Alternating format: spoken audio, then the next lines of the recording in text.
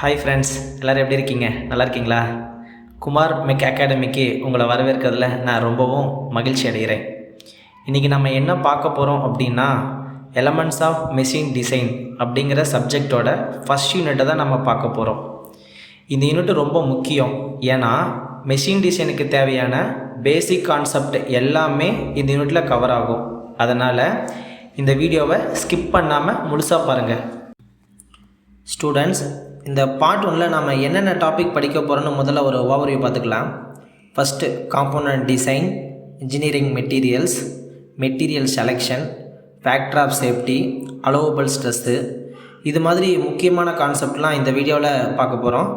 இந்த கான்செப்ட் புரிஞ்சிச்சுன்னா போதும், அடுத்த டாப்பிக்கையும் ரொம்ப ஈஸியாக புரிஞ்சுக்க முடியும். அதனால் ஒவ்வொரு டாப்பிக்கையும் ஸ்டெப் பை ஸ்டெப்பாக பார்த்துக்கலாம்.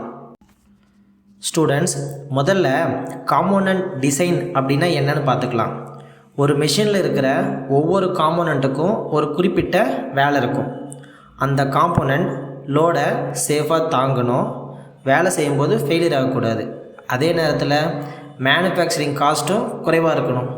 இந்த எல்லா விஷயத்தையும் கருத்தில் வச்சுக்கிட்டு ஒரு காம்போனண்ட்டை டிசைன் பண்ணுற ப்ராசஸ் தான் காம்போனன்ட் டிசைன். ஒரு நல்ல டிசைன் மெஷினோட சேஃப்டி, ரிலியபிலிட்டி, எஃபிஷியன்சி, அப்புறம் சர்வீஸ் லைஃப்பையும் அதிகரிக்கும். அடுத்ததாக இன்ஜினியரிங் மெட்டீரியல்ஸை பற்றி பார்க்கலாம். இன்ஜினியரிங் மெட்டீரியல்ஸ்னால் மெஷின் காம்பவுண்ட்ஸ் தயாரிக்க பயன்படுத்துகிற மெட்டீரியல்ஸ். பொதுவாக இன்ஜினியரிங் மெட்டீரியல்ஸை 4 வகையாக பிரிக்கலாம். முதல்ல ஃபெரஸ் மெட்டீரியல்ஸ். இதில் அயன் முக்கியமான எலமெண்ட்டாக இருக்கும். உதாரணத்துக்கு கேஸ்ட் அயன், மைல்டு ஸ்டீல். அடுத்து நான் ஃபெரஸ் மெட்டீரியல். இதில் அயன் இருக்காது. ஃபார் எக்ஸாம்பிள் அலுமினியம், காப்பர், பிராஸ். மூணாவதாக காம்போசிட் மெட்டீரியல்ஸ்.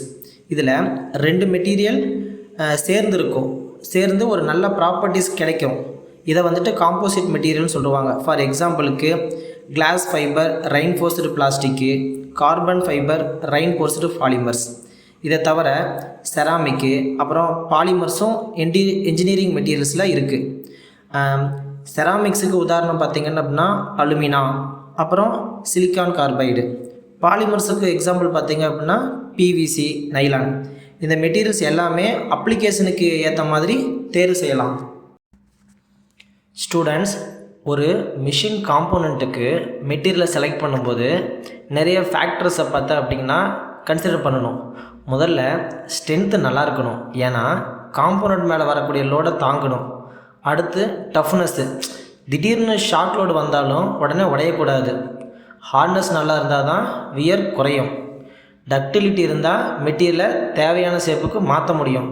இது மட்டும் இல்லை, cost, availability, corrosion resistance, machinability, weldability, weight, இதெல்லாம் தான் ஒரு முக்கியமான ஃபேக்டர். இது எல்லா விஷயத்தையும் கம்பேர் பண்ணிட்டு தான் என்ஜினியர்ஸு சரியான மெட்டீரியலை செலக்ட் பண்ணுவாங்க. இப்போது பிஐ டிசிக்னேஷன் பற்றி பார்க்கலாம். பிஐஎஸ் அப்படின்னா என்ன அப்படின்னா பியூரோ ஆஃப் இந்தியன் ஸ்டாண்டர்ட்ஸ் அப்படின்னு சொல்லுவாங்க. அதாவது மெட்டீரியலுக்கு ஒரு ஸ்டாண்டர்ட் டிசிக்னேஷன் கொடுக்க இதை யூஸ் பண்ணுறாங்க. உதாரணத்துக்கு FE 250, FE 410, FE 550. இங்கே FEனா ஃபெரஸ் மெட்டீரியல் அப்படின்னு சொல்கிறாங்க.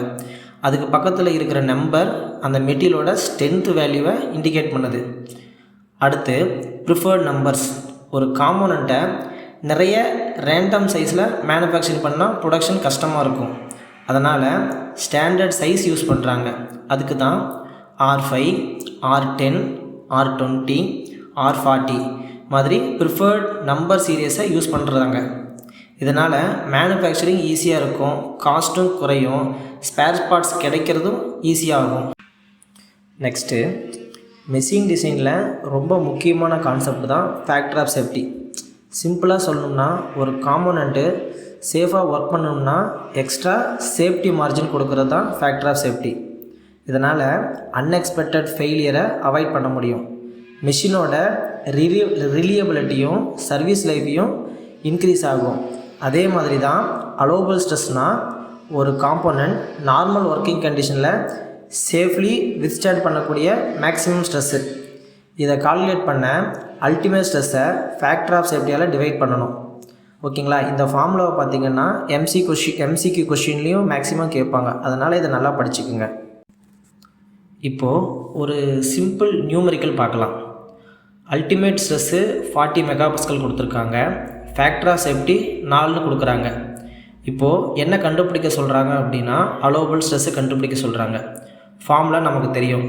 Allowable stress equal to ultimate stress divided by factor of safety. இப்போது வேல்யூ சப்ஸ்டிட் பண்ணலாம். அல்டிமேட் ஸ்ட்ரெஸ்ஸு நமக்கு 400. ஓகேங்களா. அப்போ ஃபேக்டர் ஆஃப் சேஃப்டி 4. அப்போ நம்ம என்ன கண்டுபிடிக்கணும் அப்படின்னு வச்சுங்க, அலோவபிள் ஸ்ட்ரெஸ் தான் கண்டுபிடிக்கணும். அப்போ எவ்வளோ வரும் அப்படின்னா 100 மெகாபாஸ்கல். ஓகேங்களா. இந்த மாதிரி தான் எக்ஸாமில் சம் கேட்பாங்க. ஃபார்முலாவை ஞாபகம் வச்சுக்கிட்டிங்க அப்படின்னா ஈஸியாக சம் போட்டுடலாம்.